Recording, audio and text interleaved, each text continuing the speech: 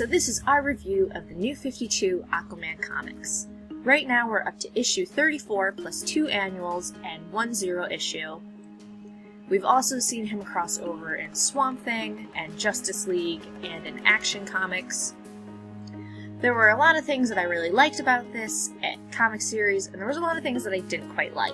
I understand that there's this whole stigma that comes along with Aquaman because of Super Friends, and they wanted to be more modern with the New 52 launch. I get that.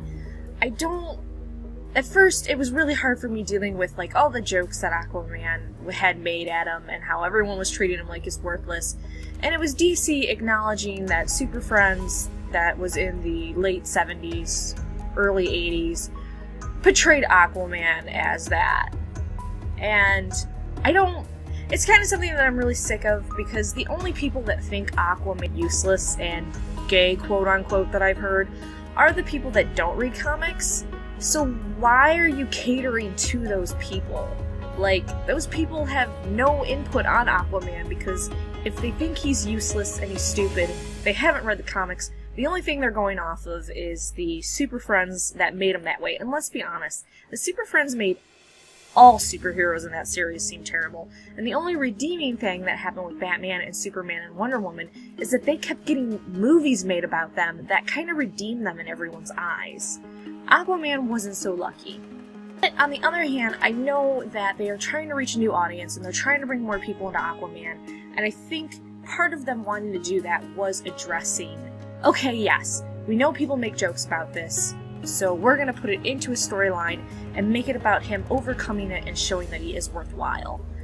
But even though I think they were able to weave it into his storyline, it was still aggravating, because it's like, you're catering to those stupid people that just say something is stupid or useless without researching into it and without knowing the character, and it's just, like, I have very, very, very rarely, and I think to date, of all the people I've talked to that read comics, and that's into DC, and all the comic conventions I have, who have read all Aquaman's comics say, oh yeah, he's stupid, oh, he's gay, oh, yeah, you know, like, and you know what, let's be honest, even if he was gay, who cares? So, that part kind of tiffed me.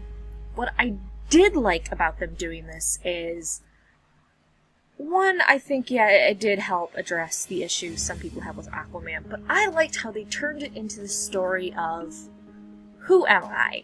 And, you know, if you even want to look at our own history, you could look at people that were of mixed race when it wasn't okay for that. So if you look at someone that was half black and half white, and how, what world did they fit into? Because, you know, back in the early 1900s and before, if you were half white, half black, the white community didn't accept you because they considered you black, and then the black community had stigmas on you because, oh, you were half white.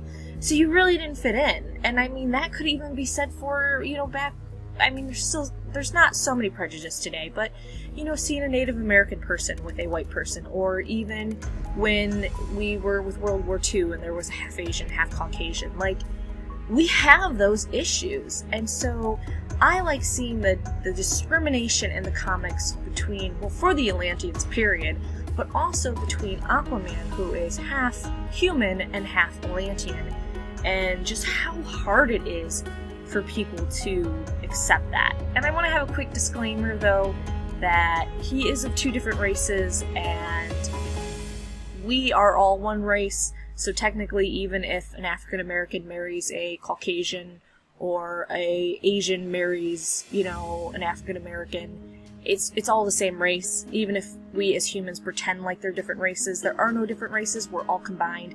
I could have as much genetically similar with an African American as I could with another Caucasian. So race is kind of a weird term with humanity. We came up with, you know, your color of your skin apparently makes you a different race, which it doesn't. But I really liked how, with Aquaman, they showed that struggles and how hard it is to accept.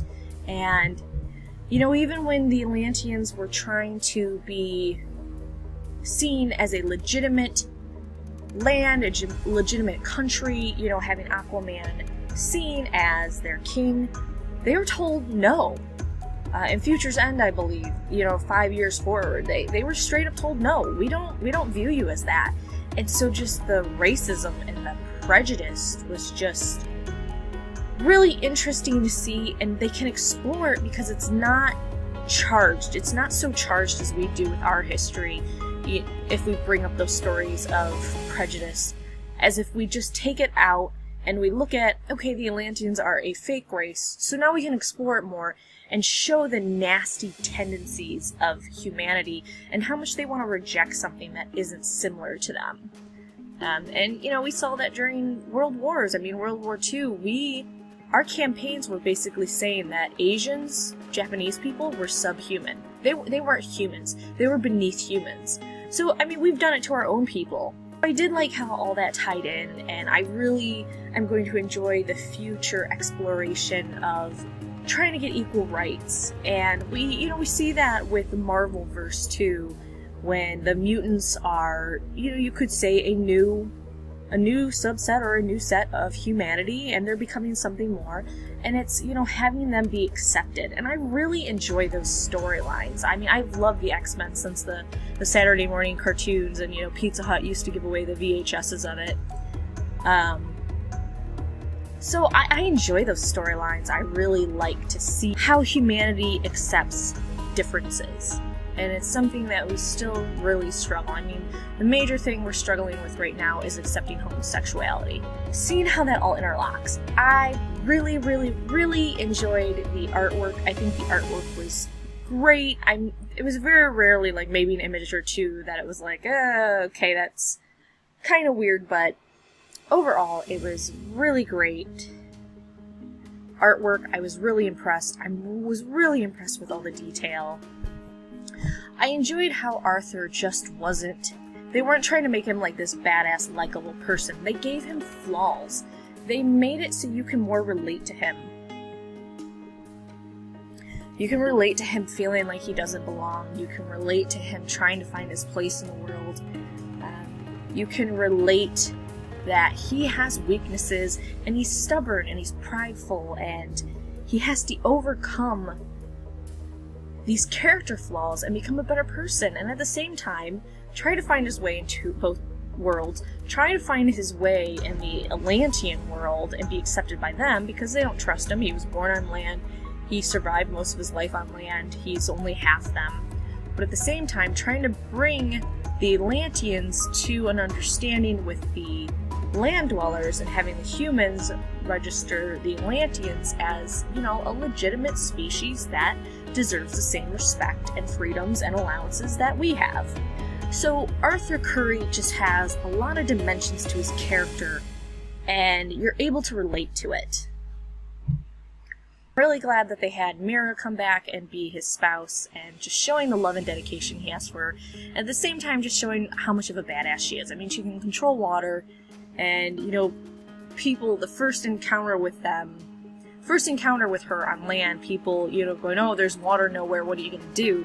And, people need to realize your body is composed a large portion of water, and she can control what's in your body. So if she wants to remove that water from your body, you are going to die. Without water, that's brain damage and death.